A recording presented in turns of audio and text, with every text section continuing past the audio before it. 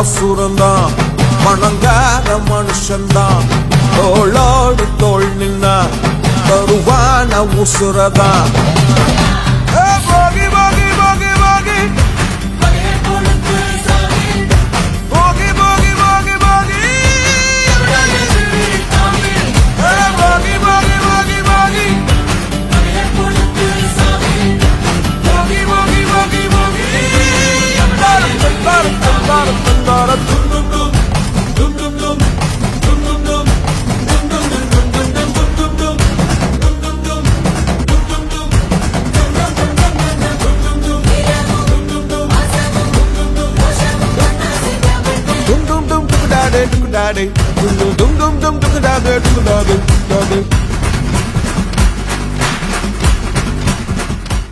இந்த கிராமத்தினுடைய ஆலய பெரியவர்கள், ஊர் தலைவர்கள், சமூக உரிமை கட்சியுடைய முக்கியஸ்தர்கள் அனைவருக்கும் இனிய வணக்கம்.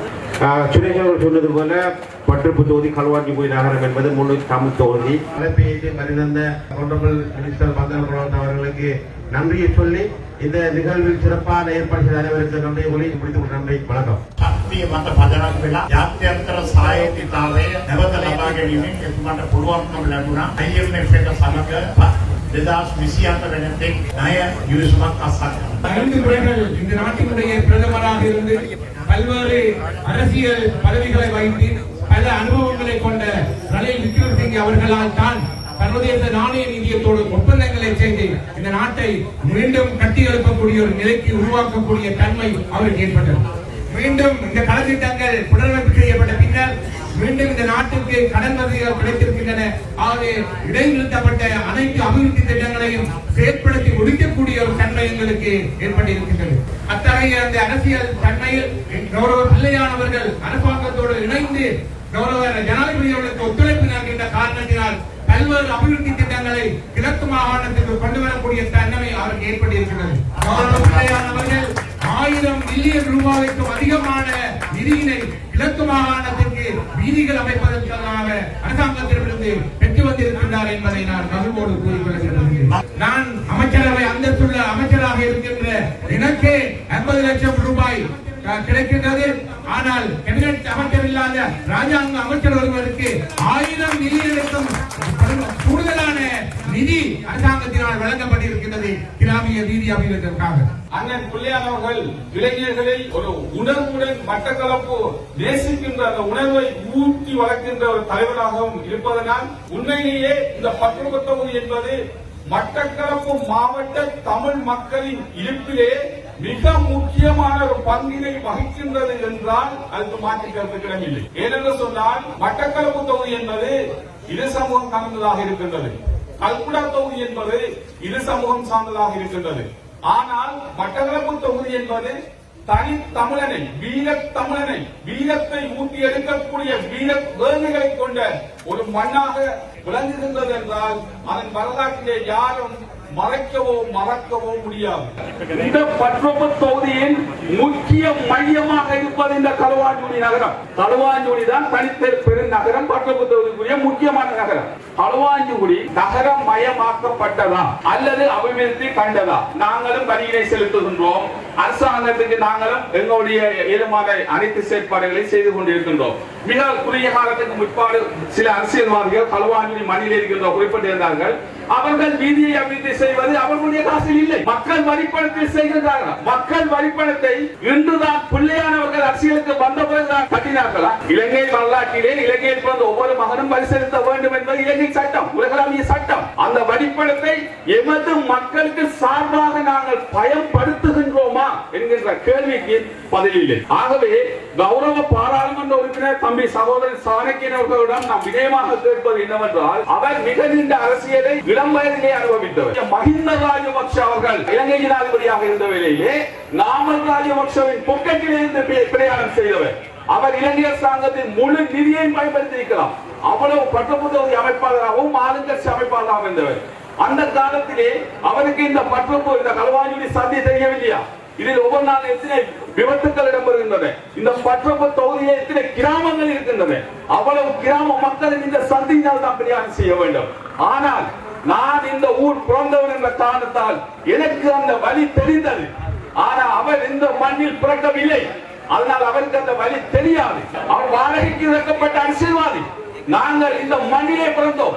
இந்த யுத்த களத்திலே நாங்கள் இந்த மண்ணிலே இருந்தோம். வெளிநாட்டுக்கு தப்பியோடவில்லை. ஆகவே சிந்தியுங்கள். இன்று என் கண் முன்னே தெரிந்தது, நான் ஒரு அரசியல்வாதியும் இல்லை, ஒரு சாதாரண ஒரு மனிதன், சமூக சேவையாளர் செயல்பட்டுக் கொண்டிருக்கின்றேன்.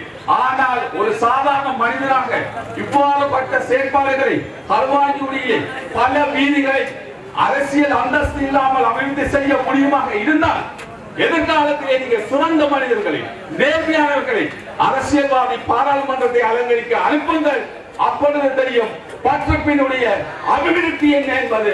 பற்றப்பும் மக்கள் ஒவ்வொரு அபிவிருத்தியை தமிழ் தேசியத்திலே பாராளுமன்றத்திலே ஒரு பாராளுமன்ற உறுப்பினர் தமிழ் தேசியம் சார்ந்து, தமிழ் மக்கள் சார்ந்து மாற்று சக்தி கலைக்கும் பட்சத்தில் நாங்கள் தலைகுனிந்து இருப்பவர்கள் அல்ல. எங்களால் இயற்ற இதே உரத்த குரலில் நாங்கள் தமிழ் மக்களுக்கு குரல் கொடுத்துக் கொண்டிருக்கின்றோம் என்பதை நாங்கள் உங்களை நிரூபித்து காட்டியிருக்கின்றோம்.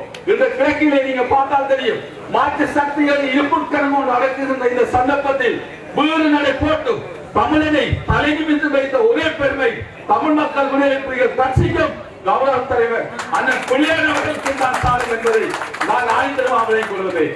ஏனென்றால் மட்டக்களப்பிலே உங்களுக்கு தெரியும், மாற்று சக்தியால் வந்த பிரச்சனை கொஞ்ச நெஞ்ச பிரச்சனை அல்ல. அவ்வளவு பிரச்சனையில் தனி மனிதனாக இந்த தலைவரை நம்பி நான் தோல் கொடுத்தனான். அவ்வளவு பிரச்சனையை நான் தனியே நேர்கொண்டனான். அந்த இடத்தில் இருந்து சிந்தித்து பாருங்கள். பாராளுமன்ற உறுப்பினர் பதவியினை நெஞ்சிலே வைத்துக் கொண்டு எந்த ஒரு சேவைக்கும் பெறவில்லை. வீட்டிலே இருந்து ஒழித்துக் கொண்டிருந்தார்கள். ஆனால் நாங்கள் அரசியல் அந்தஸ்து இல்லாமல் மக்களுக்காக நாங்கள் தோல் கொடுத்தோம். ஆகவே எதிர்காலத்தில் எமது பக்கப்பு தொகுதி மக்கள் சிந்திக்க வேண்டும்.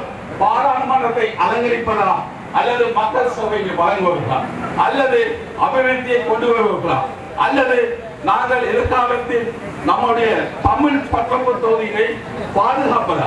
இந்த கடலை என்பது இந்த பட்டப்பு தொகுதி களுவாஞ்சி சந்திக்கு எவ்வாறு முக்கியம் என்பதை இந்த தொகுதியில் இருக்கிற மக்கள் ஒவ்வொரு உணர்வார்கள். ஒரு இடத்தில் ஒருவர் வந்து நின்றால், ஒரு வயது சென்றவர் வந்து நின்றால் இலகுவாக இந்த வீதியை கடக்க முடியாது. மணிக்கால நிமிஷங்கள் கடந்து பாதுகாப்பத்தான் செல்ல வேண்டும். ஒவ்வொரு நாள் இந்த போலீசார் கேளுங்கள், ஒவ்வொரு நாள் எத்தனை விபத்துகள் இடம்பெறுகின்றது. அதுக்கு கிட்டத்தட்ட பாராளுமன்ற உறுப்பினரின் காரியாலயம் அவருடைய வீடு இருக்கின்றது. கண்ணை எங்கு வைத்துக் கொண்டிருந்தார். ஏன் இந்த ஊரை அவர் காணவில்லை? ஏனென்றால் அவருக்கு மண்பாசம் இல்லை. நாங்கள் மண்பாசத்துடன் இருக்கின்றோம். இந்த மண்ணின் பிறந்த உண்மையினை மார்பு தட்டி கூறுவது. ஆகவே மக்கள் நலன் சார்ந்து, சேவை சார்ந்து நாங்கள் செயல்பட்டு இதை கிட்டத்தட்ட ஒரு வருடமாக தலைவரிடம் போராடி இதை பெற்றுத்தான் இந்த வீதி சமிக்கையை நாங்கள் இருக்கின்றோம். எங்களுடைய பற்றப்பு மக்கள், பற்றப்பு தொகுதி மக்கள், இந்த களுவாஞ்சி மக்கள் சிறந்த சேவை வழங்கினார். இன்று பற்றப்பு பாலம் உடைந்து தொங்கிக் கொண்டிருக்கின்றது. ஆனால் யாரும் கண்ணுக்கு தெரியவில்லை. கடந்த முறை கௌரவ அமைச்சர் பந்துவ கிராமத்தில் நாங்கள் வந்த வழியிலே நாங்கள் சென்றதை காட்டியிருந்தோம்.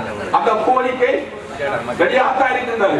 எதிர்காலத்தில் நீங்கள் எமது கட்சிக்கும் எமது கௌரவ தலைவருக்கும் இந்த மக்கள் இந்த ஆணையை வைத்து இந்த பற்றப்பு தொகுதியுடைய இந்த முக்கியமான பாலம் பற்றப்பு பாலம், அந்த பற்றப்பு பாலத்தை அபிவிருத்தி செய்ய வேண்டிய பொறுப்பு எங்கள் அண்ணனின் கைகளில் கௌரவ அமைச்சர் மதியவன் அவர்களை நாங்கள் ஒப்படைத்திருக்கின்றோம்.